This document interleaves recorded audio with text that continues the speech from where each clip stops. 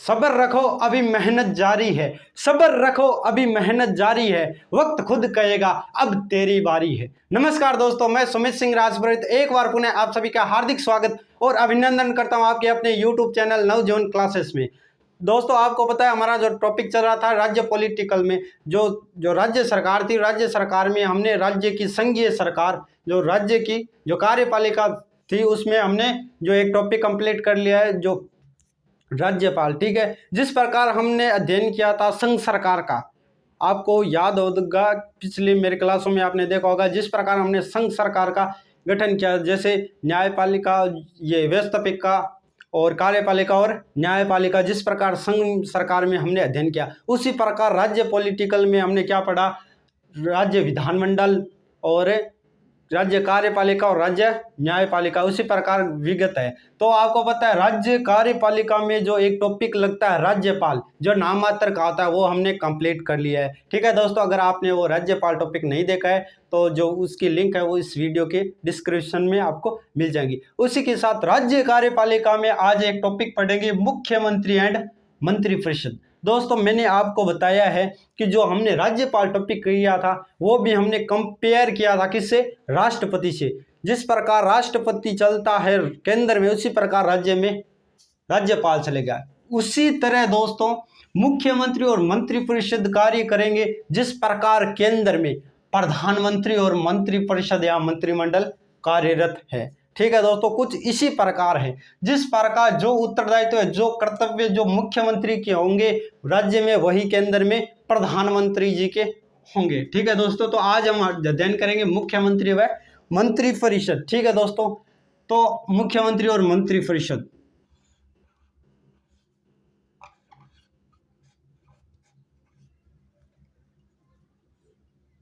अनुच्छेद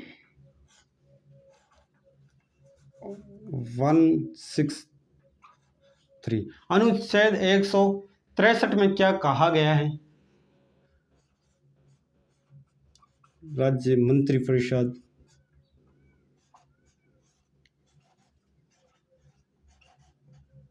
राज्य मंत्रिपरिषद का गठन। ठीक है दोस्तों, राज्य मंत्रिपरिषद अनुच्छेद 163 में कहा गया है कि राज्यपाल की सहायता के लिए राज्य मंत्रिपरिषद का गठन किया जाएगा। राज्य स्तर पर मंत्रिपरिषद का गठन किया जाएगा, जिसका मुख्य कौन होगा,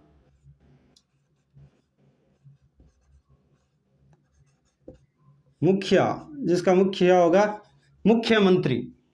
ठीक है दोस्तों, जिस प्रकार केंद्र में होता है, अनुच्छेद 74 के अंदर केंद्र में दिया गया अनुच्छेद 74 के अनुसार कि केंद्र जो राष्ट्रपति की सहायता के लिए एक मंत्रिपरिषद गठन किया जाएगा, जिसका मुखिया कौन होता, प्रधानमंत्री। उसी प्रकार राज्य में क्या दिया गया, अनुच्छेद 163 में जो राज्य मंत्रिपरिषद का गठन है वो बताया गया है। इसमें कहा गया है कि राज्य सरकार के जो राज्यपाल की सहायता के लिए और राज्य सरकार के लिए एक मंत्रिपरिषद का गठन किया जाएगा, जिसका हेड है, जिसका मुख्य कौन होगा, सीएम होगा। कौन, मुख्यमंत्री होगा।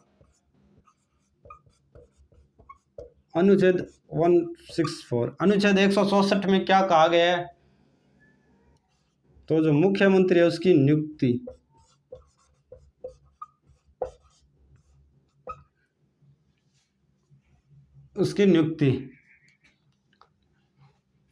अनुच्छेद 164 है, उसमें क्या दी गई है, राज्यपाल की ये मुख्यमंत्री की नियुक्ति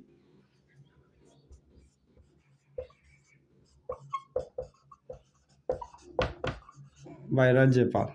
ठीक है दोस्तों, अनुच्छेद 164 में कहा गया है कि जो अनुच्छेद 163 में कहा गया था जो राज्य मंत्रिपरिषद होगी उसका मुख्य कौन होगा, सीएम। और अनुच्छेद 164 में कहा गया है कि सीएम की नियुक्ति के जो नियुक्ति का जो प्रावधान है कि अनुच्छेद 164 में किया गया है कि जो राज्य का एक मुख्यमंत्री होगा, इसकी नियुक्ति का जो है वो अनुच्छेद 164 में, जिसकी नियुक्ति कौन करेगा, राज्यपाल। जिस प्रकार केंद्र में, अब कंपेयर की बात करते हैं दोस्तों, मैंने आपको विगत पिछले वीडियो में बताया था कि राज्यपाल टॉपिक है और राष्ट्रपति से हम कंपेयर करके पढ़ते हैं तो बेटर समझ में आ गया। उसी प्रकार आप अगर केंद्र में हम मुख्यमंत्री और जो प्रधानमंत्री और मंत्रिपरिषद का गठन देखते हैं तो सेम राज्य मुख्यमंत्री और मंत्रिपरिषद के तरह ही चलता है। बात करें केंद्र की, केंद्र में कहा गया कि अनुच्छेद 74 केंद्रीय मंत्रिपरिषद या मंत्रिपरिषद का गठन।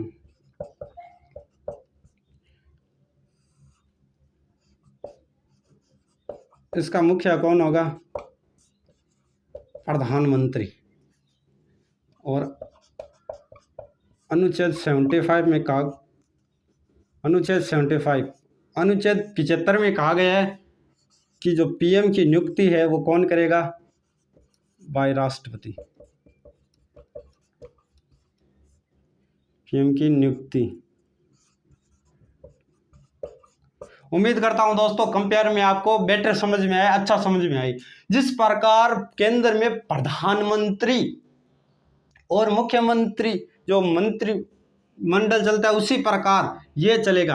अनुच्छेद 163 राज्य मंत्रिपरिषद का गठन दिया गया है जिसका मुख्य सीएम होगा। अनुच्छेद 164 में जो सीएम की नियुक्ति है, मुख्यमंत्री की नियुक्ति है, वो कौन करेगा? वो उसके बारे में दिया गया है, नियुक्ति का प्रावधान है। उसी प्रकार कंपेयर करें तो हम केंद्र सरकार में क्या देखते हैं कि अनुच्छेद 74 में कहा गया है कि राष्ट्रपति की जो सहायता और सलाह के लिए एक मंत्रिपरिषद का गठन किया जाएगा जिसका मुख्य कौन होगा?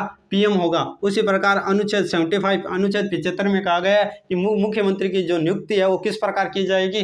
राष्ट्रपति के द्वारा की जाएगी। वो भी कुछ दिया हुआ है। ठीक है दोस्तों, उम्मीद करता हूँ आपको इतना समझ में आया है।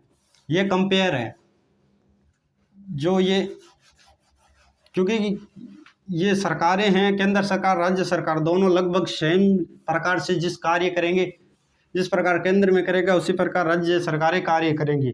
कुछ अनुच्छेद अलग हो सकते हैं, बाकी मैटर सब सेम है।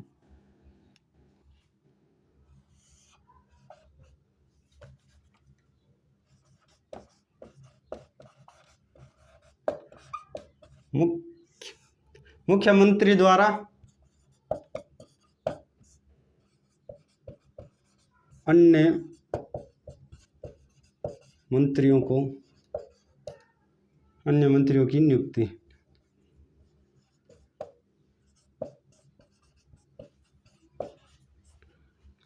मुख्यमंत्री द्वारा अन्य मंत्रियों की नियुक्ति यानी मुख्यमंत्री है, मुख्यमंत्री द्वारा अन्य मंत्रियों की नियुक्ति यानी जो मुख्यमंत्री को नियुक्त कौन करता है? राज्यपाल। राज्य में राज्यपाल नियुक्त करता है मुख्यमंत्री को। अब मुख्यमंत्री किसको नियुक्त करेगा? तो जो ये व्यवस्था है, ये व्यवस्था व्यवहारिक व्यवस्था है। व्यवहार तौर पर हम देखें तो अनुच्छेद 164 में ये स्पष्ट लिखा हुआ है कि राज्यपाल द्वारा जो मुख्यमंत्री की सिफारिश पर चीफ मिनिस्टर सीएम, राज्यपाल द्वारा सीएम के सलाह से राज्यपाल द्वारा सीएम के सलाह से जो राज्यपाल द्वारा सीएम के सलाह से अन्य मंत्रियों की नियुक्ति, अन्य मंत्रियों की नियुक्ति यानी अनुच्छेद 164 में स्पष्ट कहा गया है कि राज्यपाल द्वारा जो राज्यपाल है वो सीएम की सलाह लेगा, किसकी? चीफ मिनिस्टर की। सीएम की सलाह लेगा और अन्य मंत्रियों की नियुक्ति करेगा। लेकिन जो वास्तविक क्या है?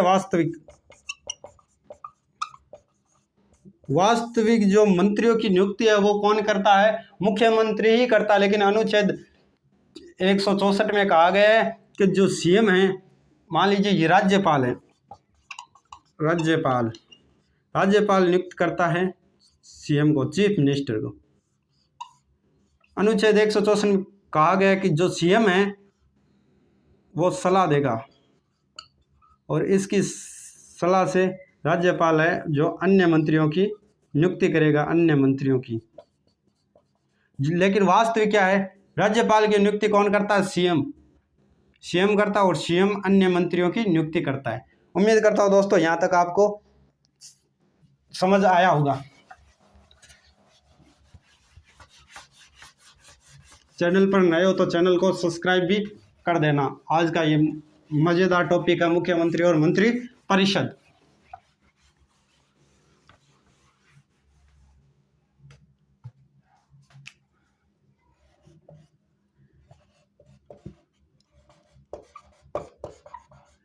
राज्यपाल द्वारा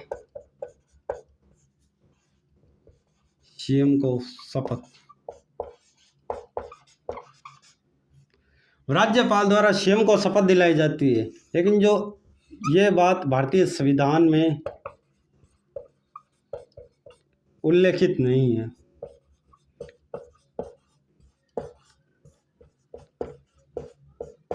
सीएम को जो शपथ राज्यपाल दिलाएगा, ये भारतीय संविधान में बात नहीं लिखी हुई है। ठीक है दोस्तों। और शपथ किस प्रकार की होती है? शपथ होती है गोपनीयता की, पद व गोपनीयता।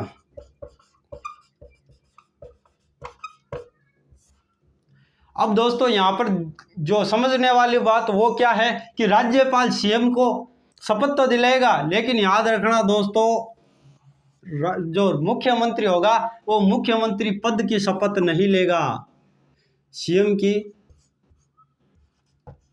पद की शपथ नहीं लेगा।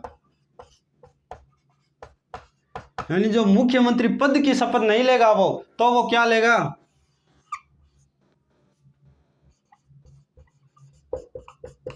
विधानसभा सदस्य के रूप में।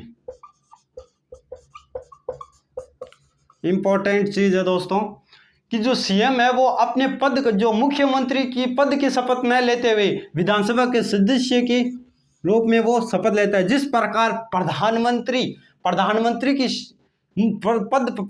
के पद पर शपथ न लेते हुए लोकसभा के सदस्य के रूप में शपथ लेता है, उसी प्रकार जो राज्य का मुख्यमंत्री होता है वो मुख्यमंत्री पद की शपथ न लेते हुए विधानसभा सदस्य के रूप में वो शपथ ग्रहण करता है। ठीक है दोस्तों, उम्मीद करता हूँ आपको समझ में आया होगा। यह है राज्यपाल द्वारा सीएम को शपथ दिलाई जाती है, पद व गोपनीयता की। और सीएम की सलाह से अन्य मंत्रियों को भी शपथ दिलाई जाती है।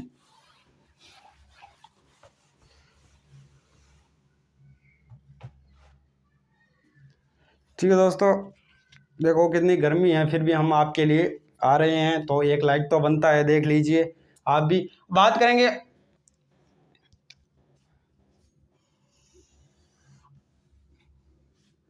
मुख्यमंत्री और मंत्रिपरिषद है, इसमें बात करेंगे मंत्रियों का उत्तरदायित्व है।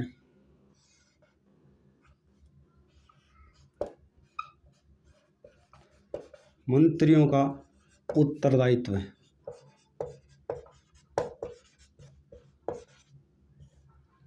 यानी मंत्रियों का उत्तरदायित्व है। मंत्रियों का उत्तरदायित्व किस प्रकार होता है?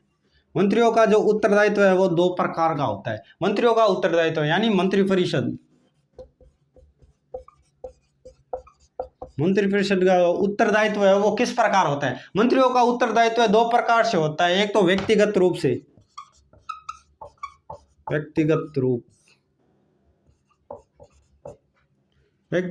से और एक होता है सामूहिक रूप से।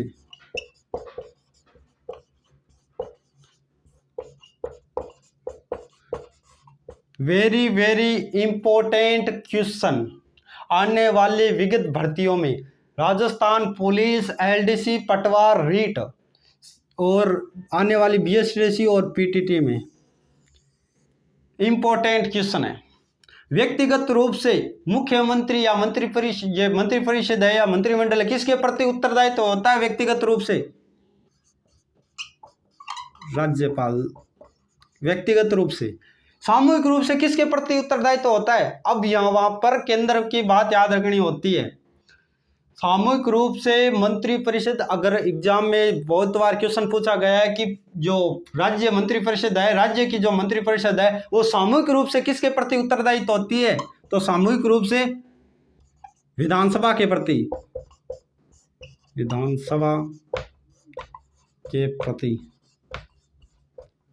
इस प्रकार से अगर क्वेश्चन पूछा जाए कि केंद्रीय मंत्रिपरिषद, जो केंद्र सरकार में मंत्रिमंडल और मंत्रिपरिषद होता है, उसी प्रकार केंद्रीय मंत्रिमंडल या केंद्रीय मंत्रिपरिषद में केंद्रीय मंत्रिपरिषद सामूहिक रूप से किसके प्रति उत्तरदायी होती है? तो केंद्रीय मंत्रिपरिषद सामूहिक रूप से लोकसभा के प्रति उत्तरदायी होती है, क्योंकि वहां पर जो निम्न सदन है वो लोकसभा है, लोकप्रिय सदन है वो लोकसभा है। जो केंद्र में अगर आपसे पूछे तो सामूहिक रूप से मंत्रिपरिषद केंद्र में किसके प्रति उत्तरदायी है? तो लोकसभा के प्रति केंद्र में मंत्रिपरिषद सामूहिक रूप से लोकसभा के प्रति उत्तरदायी है। अगर राज्य में पूछे कि राज्य में मंत्रिपरिषद सामूहिक रूप से किसके लिए उत्तरदायी है? तो विधानसभा के प्रति उत्तरदायित्व है। यानी उत्तरदायित्व क्या बनता है मंत्रियों का? तो व्यक्तिगत रूप से, सामूहिक रूप से इनका दो बनता है। ठीक है दोस्तों, उम्मीद करता हूँ आपको समझ में आया होगा। अगर समझ में आया तो लाइक शेयर का बटन भी दबा दीजिए। यह मंत्रियों का उत्तरदायित्व है, यानी मंत्री का क्या उत्तरदायित्व है? एक व्यक्तिगत रूप से, एक सामूहिक रूप से। यानी आपको पूछ लिया जाए कि राज्य मंत्रिपरिषद सामूहिक रूप से किसके लिए प्रति उत्तरदायी होता है? तो राज्य मंत्रिपरिषद विधानसभा के प्रति उत्तरदायी होता है, क्योंकि लोकसभा का जो नेता होता है ना, वो कौन होता है? लोकसभा का नेता प्रधानमंत्री होता है। उसी प्रकार राज्य विधानमंडल में विधानसभा का जो नेता होता है वो मुख्यमंत्री होता है। ठीक है, उम्मीद करता हूँ आपको समझ में आएगा। अब देखेंगे मंत्रिपरिषद की सदस्यता।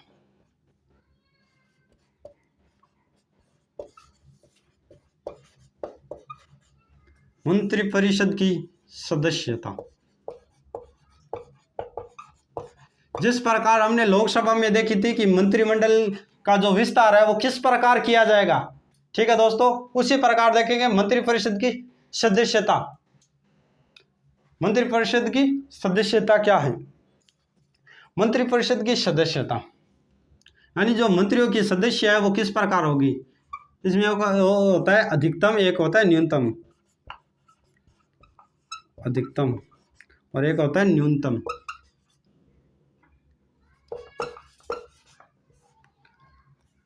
अधिकतम की बात करें तो हमारे पास आता है 91वां संविधान संशोधन 2003, 91वां संविधान संशोधन 2003। 91वां संविधान संशोधन 2003 जो तत्काल की जो अटल बिहारी वाजपेयी की सरकार थी, किसकी सरकार थी? अटल बिहारी वाजपेयी, अटल बिहारी वाजपेयी, वाजपेयी की सरकार। अटल बिहारी वाजपेयी की सरकार द्वारा यह तय किया गया कि जो मंत्रिपरिषद की जो सदस्यता है वो किस प्रकार होगी। यानी जो इसमें तय किया गया कि इसमें तय किया गया क्या गया? विधानसभा की कुल सदस्य संख्या, कुल सदस्य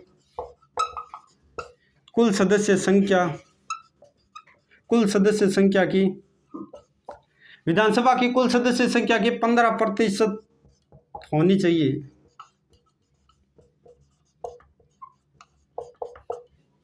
यानी विधानसभा की कुल सदस्य संख्या की 15% होनी चाहिए। ठीक है दोस्तों, 15% से अधिक नहीं होनी चाहिए, अधिक नहीं होनी चाहिए। यानी जो विधानसभा के बात करते हैं, उदाहरण के तौर पर बात करते हैं, जैसे राजस्थान की वर्तमान में विधानसभा की 200 सीटें हैं। ठीक है दोस्तों, 200 सीटें हैं।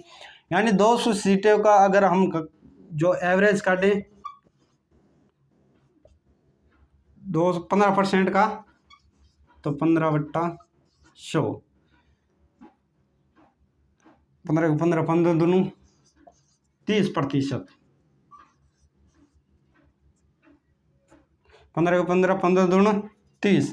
यानी जो विधानसभा का राजस्थान की बात करें तो विधानसभा का जो मंत्रिपरिषद का सदस्यता है वो 30 हो, अधिकतम 30 है। यानी 30 मंत्री से एक मंत्री भी अधिक नहीं होना चाहिए, जिसमें ये मुख्यमंत्री भी शामिल है। याद रखना, एक सीएम और बाकी मंत्री, एक सीएम आ गया प्लस 29 मंत्री आ गए, यानी टोटल 30 होने चाहिए। उसी प्रकार न्यूनतम क्या है? जो न्यूनतम है वो 12। ठीक है दोस्तों, जिसमें एक सीएम और मंत्री 11। यह मंत्रिपरिषद के सदस्य संख्या जिस प्रकार लोकसभा में भी 91 संविधान संशोधन 2003 द्वारा अटल बिहारी वाजपेयी की सरकार द्वारा यह किया गया कि लोकसभा में भी जो लोकसभा सदस्य संख्या है उसकी 15% से अधिक नहीं होनी चाहिए। ठीक है दोस्तों, उसी प्रकार राज्य विधानसभा में भी यह लागू किया कि विधानसभा में जो कुल सदस्य संख्या उसकी 15% से अधिक नहीं होनी चाहिए। क्या? मंत्रिपरिषद की सदस्यता या मंत्रिमंडल की सदस्य। ठीक है दोस्तों, उम्मीद करता हूँ आपको समझ में आया होगा। लाइक शेयर का बटन दबा दीजिए, चैनल पर नए हो तो चैनल को सब्सक्राइब भी कर दीजिए। मुख्यमंत्री और मंत्रिपरिषद हमारा टॉपिक सारा है, चिंता करने की बात नहीं करेंगे, करने की कोई ज़रूरत नहीं है, आराम से अध्ययन करेंगे। भले ही समय लग जाए लेकिन एक एक टॉपिक को आराम से अध्ययन करेंगे। अब बात करते हैं जैसे अनुच्छेद 164 बात करें।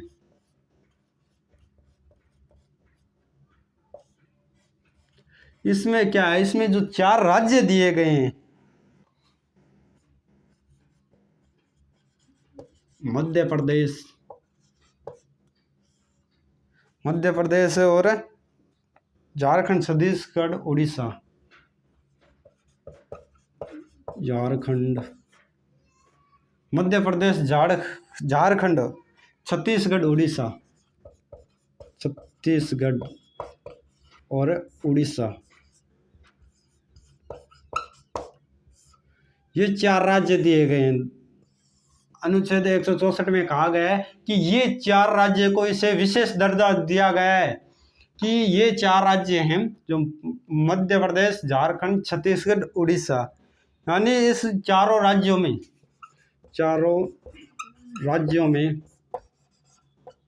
इनके चारों राज्यों में क्या होगा, जो मंत्रिपरिषद का सदस्य होगा वो एक मंत्री परिषद का सदस्य जनजातीय क्षेत्र से होगा।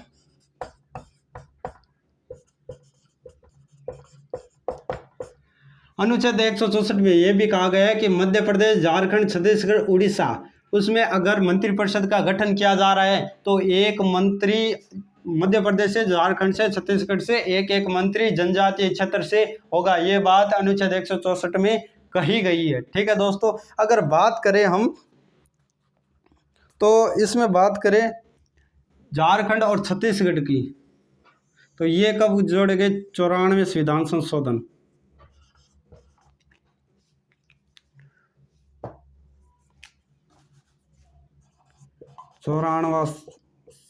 संविधान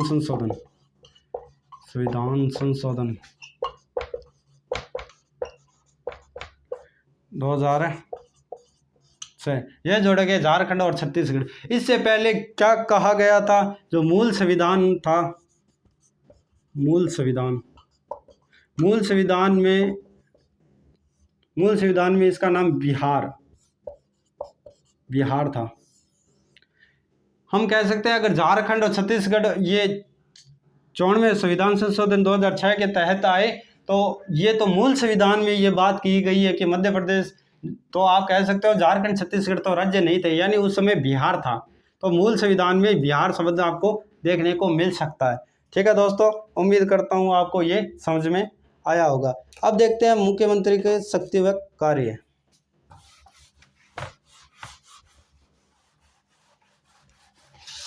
बहुत ज़्यादा गर्मी है, फिर भी ये मेहनत हम किसके लिए कर रहे हैं? आपके लिए, ताकि आने वाला जो एग्ज़ाम है आप एक भी प्रश्न छोड़ के ना आओ, सभी प्रश्न करके आओ आप।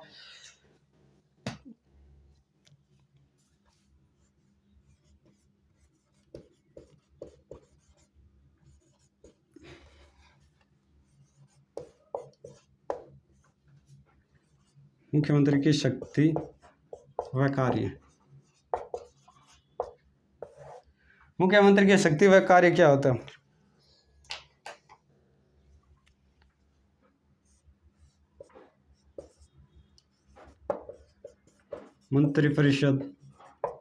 मंत्रिपरिषद का गठन।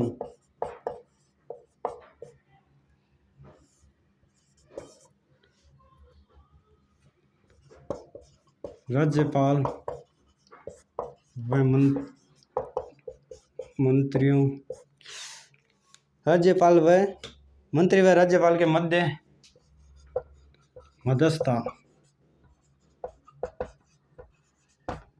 यानी दोनों के बीच संवाद की जो कड़ी होता है कौन? मुख्यमंत्री। मंत्रिपरिषद का जो गठन होता है, गठन करता है राज्यपाल व मंत्रियों के जो बीच के संवाद है उसका मध्यस्थता का होता है। ठीक है दोस्तों।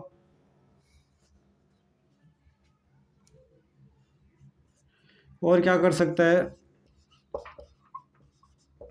राज्यपाल को विधानसभा भंग करने, राज्यपाल को विधानसभा भंग करने का, राज्यपाल को विधानसभा भंग करने का परामर्श दे सकता है, परामर्श देता है। कौन देता है? मुख्यमंत्री। यानी जो ये कड़ी के रूप में काम करता है, जिस प्रकार प्रधानमंत्री राष्ट्रपति और मंत्रिपरिषद के बीच में कड़ी की संवाद की जो कड़ी का मुख्य कारक करता है, उसी प्रकार जो मुख्यमंत्री होता है वो राज्यपाल और मंत्रियों के बीच की कड़ी होता है। क्योंकि राज्यपाल तो क्या है? नाम मात्र का, जो वास्तविक शक्ति किसकी है? वो मुख्यमंत्री और मंत्रिपरिषद में निहित है।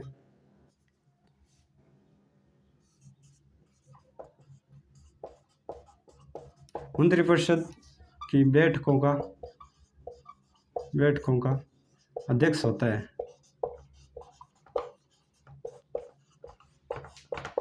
और मैं कहता हूं जिस प्रकार हमने प्रधानमंत्री देखा, प्रधानमंत्री लोकसभा का नेता होता है, उसी प्रकार जो मुख्यमंत्री होता है वो किसका?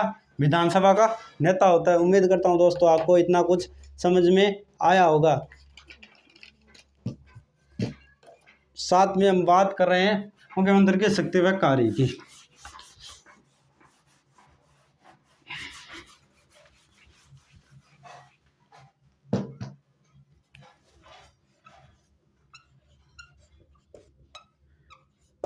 अनुच्छेद 167,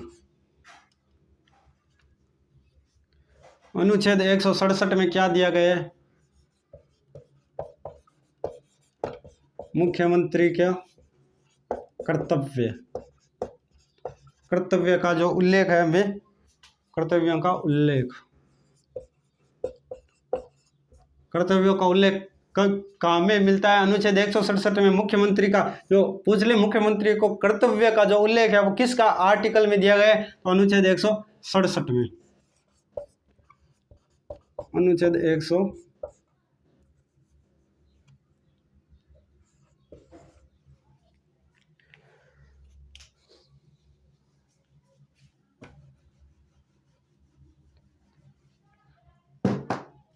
177, अनुच्छेद 177 में क्या दिया गया है? यानी जो मंत्रियों की जो कुछ बातें हैं वो दी गई है। यानी मान लीजिए अगर कोई भी मंत्री है वो विधानमंडल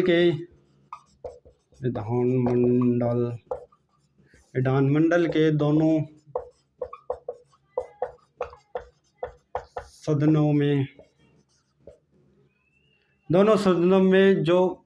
सदनों की बैठकों में भाग ले सकता है।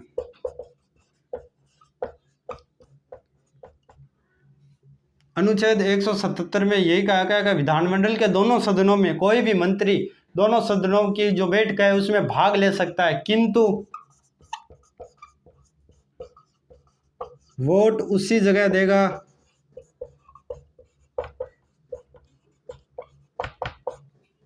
उसी सदन में देगा या उसी जगह देगा जिसका वह मंत्री है,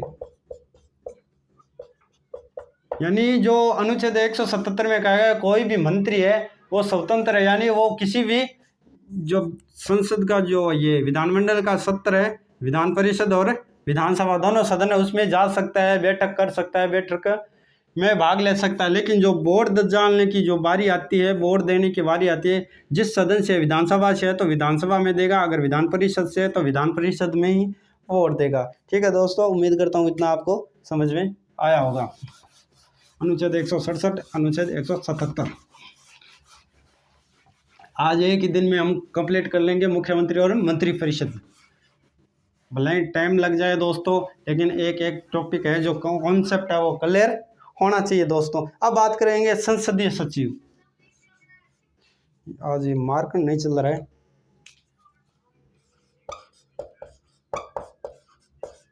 संसदीय सचिव, संसदीय सचिव की नियुक्ति कौन करता है? मुख्यमंत्री, सीएम। ठीक है दोस्तों, मुख्यमंत्री नियुक्त करता है। अब ये संसदीय सचिव क्या होते हैं?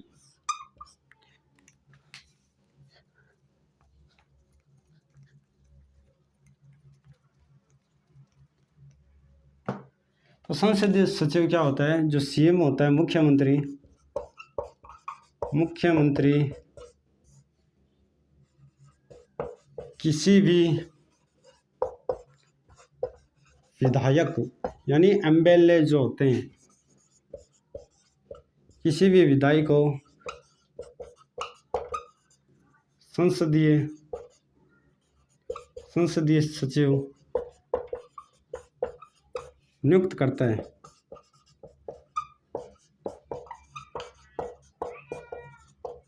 संसदीय सचिव की नियुक्ति कौन करता है? सीएम यानी मुख्यमंत्री। मुख्यमंत्री, जो राज्य का मुख्यमंत्री होता है, वो संसदीय सचिव की नियुक्ति करता है। ठीक है दोस्तों, बात करें जो इसकी नियुक्ति शपथ, ये कौन करता है कार्य? सीएम करता है।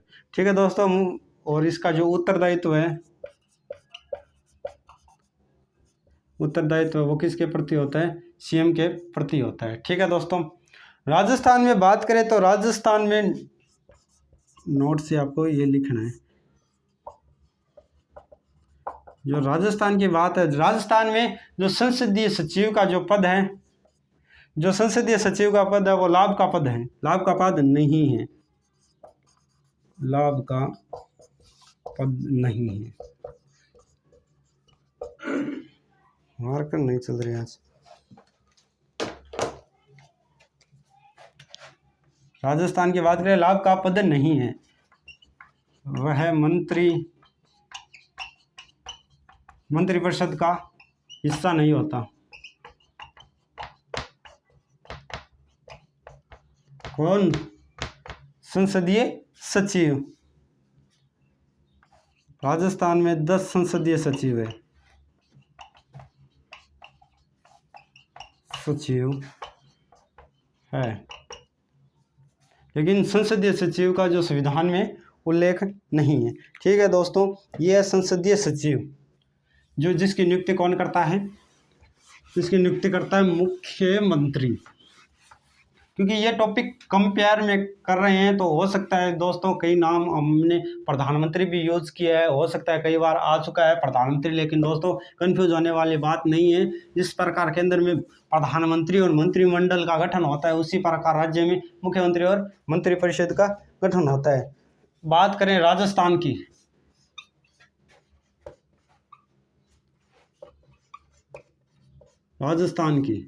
तो राजस्थान की बात करें तो प्रथम मुख्यमंत्री कौन थे? राजस्थान के प्रथम मुख्यमंत्री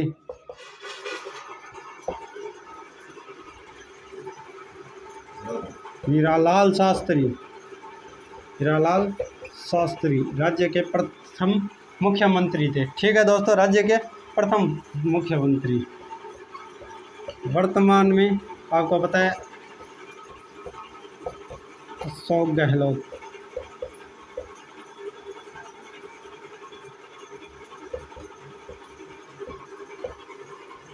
वर्तमान में अशोक गहलोत। ठीक है दोस्तों, बात करते हैं राज्य में, राजस्थान की बात चल रही है, राज्य में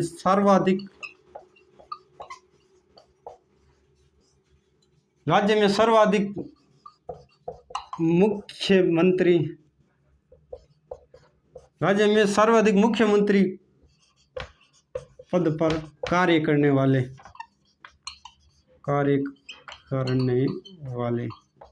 तो दोस्तों कौन हो जाएगा? मोहनलाल सुखाड़िया। मोहनलाल सुखाड़िया इन्होंने 17 वर्ष कार्य किया राजस्थान में। ठीक है दोस्तों, इसे आधुनिक राजस्थान का निर्माता कहा जाता है। आधुनिक राजस्थान का निर्माता, आधुनिक राजस्थान का निर्माता किसे कहा जाता है? तो मोहनलाल सुखाड़िया को।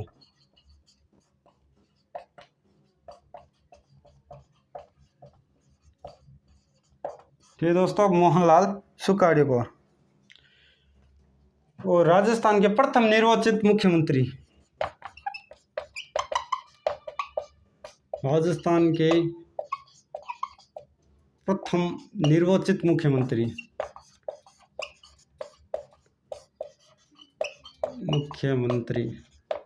तो कौन होगा दोस्तों? टीकाराम पालीवाल।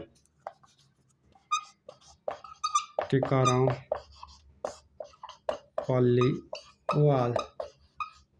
ठीक है दोस्तों, ये था मुख्यमंत्री और मंत्रिपरिषद। हमारा टॉपिक यहीं समाप्त होता है। ठीक है दोस्तों, और एक आपकी कंफ्यूज है वो आज मैं दूर कर देता हूँ। दोस्तों बहुत सी आपकी कंफ्यूज रहती है कि मंत्रिमंडल और मंत्रिपरिषद में क्या अंतर होता है, मंत्रिपरिषद और मंत्रिमंडल। तो दोस्तों ये हमारा टॉपिक क्लियर हो चुका है, और साथ में मैं आपको बता देता हूँ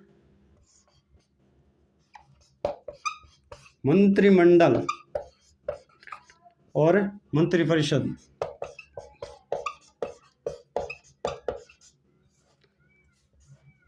आपको पता है जो मंत्रिपरिषद में कौन आता है?